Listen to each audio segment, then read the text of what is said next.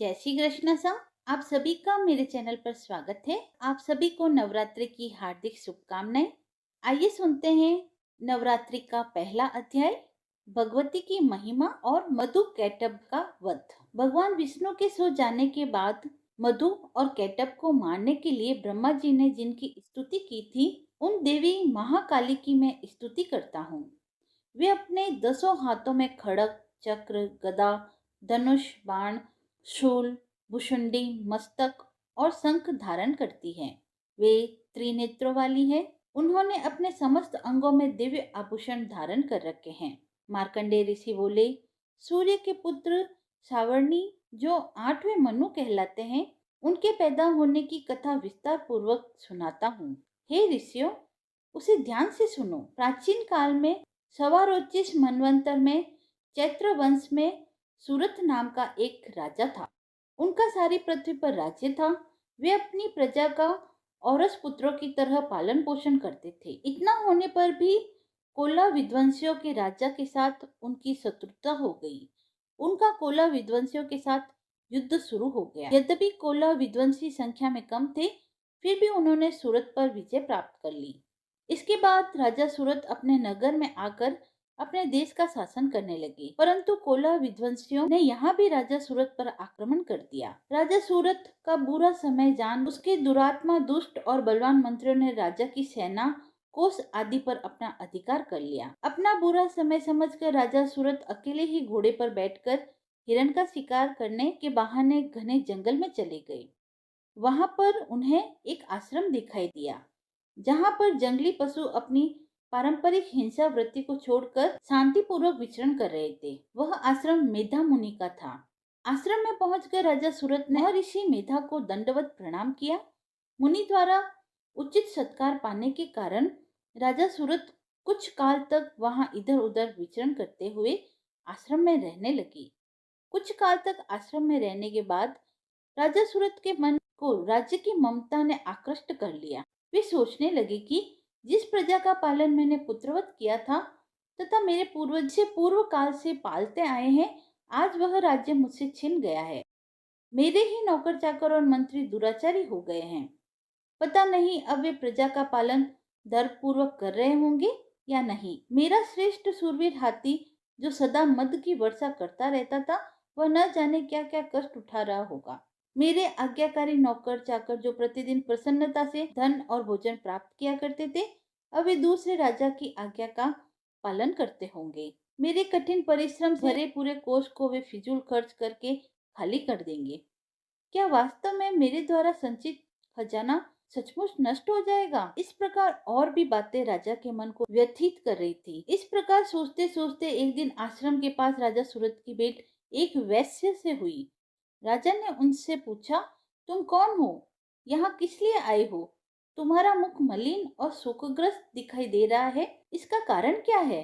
वैश्य ने उत्तर दिया, मेरा नाम समाधि है। मेरा जन्म वैश्य जाति में हुआ है। धन के लोभ में पड़कर मेरे पुत्र व स्त्री ने मुझे घर से निकाल दिया है। अब मैं स्वजनों से रहित दुखी होकर इस घने वन में घूम रहा हूँ। मेरे पीछे मेरे स्वजनों का क्या हाल होगा, इसकी मुझे चिंता सता रही है। पता नहीं मेरे स्वजन किस अवस्था में रह रहे होंगे। वे पवित्र जीवन बिता रहे होंगे या दुराचारी बन गए होंगे। राजा बोला, तेरे पुत्र, स्त्री और बंधु बांधवों ने लोभवश तेरा सब कुछ छीन लिया है, फिर भी तेरा मन उनसे क्यों प्रेम करता है? वैश्य ने उत्तर दिया, आपका कहना ठीक है, किंतु क्या करूं? मेरा मन निष्ठुर नहीं हो पाता।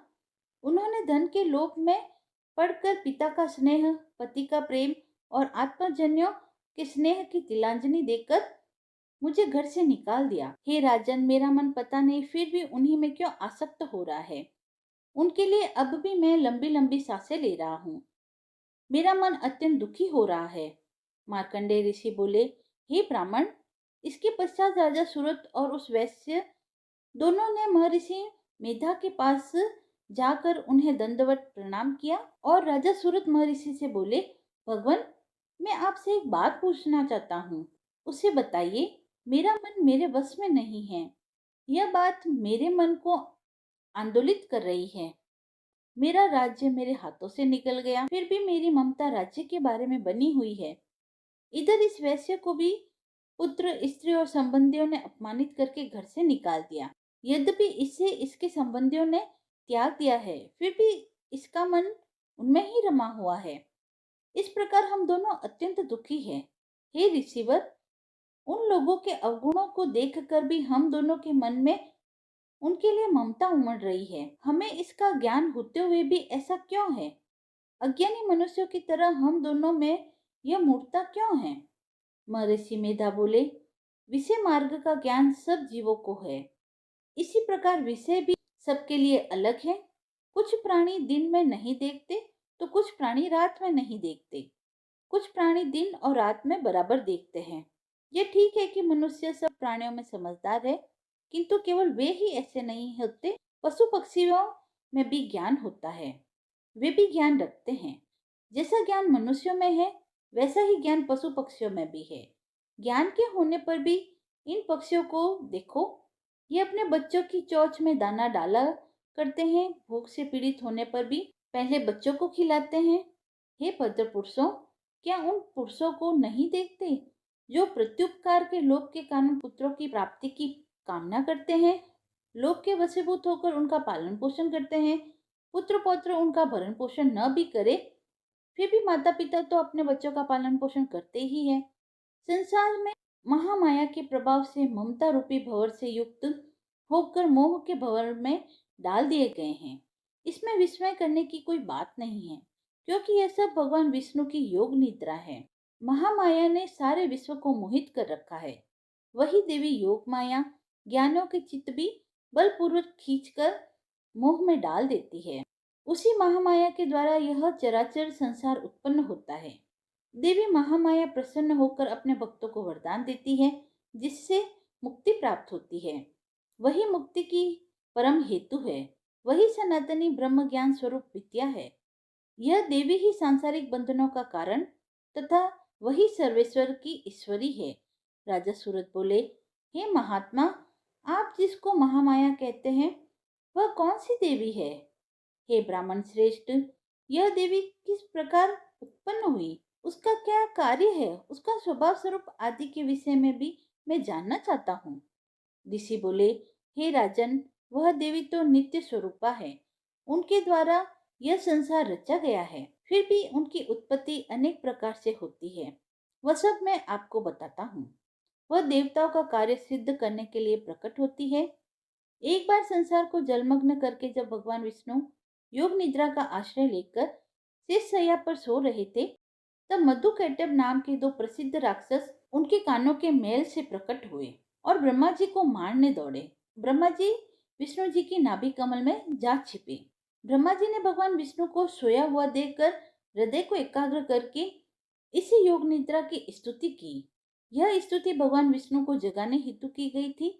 उस समय भगवान विष्णु के नेत्रों में योग निद्रा देवी ने निवास कर रखा था। योग निद्रा देवी भगवान विष्णु की अतुल तेज वाली अनुपम शक्ति है। ब्रह्मा जी बोले, हे महामाया, तुम ही स्वाहा हो, तुम ही स्वदा हो, तुम ही वष्टकार स्वर हो।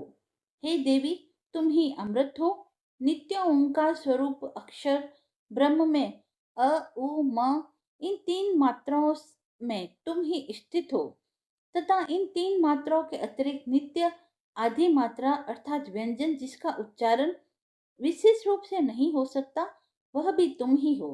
हे देवी, तुम ही संध्या हो, तुम ही सावित्री हो, और हे देवी, तुम ही संसार की जननी तथा संसार की रचना करने वाली माता हो।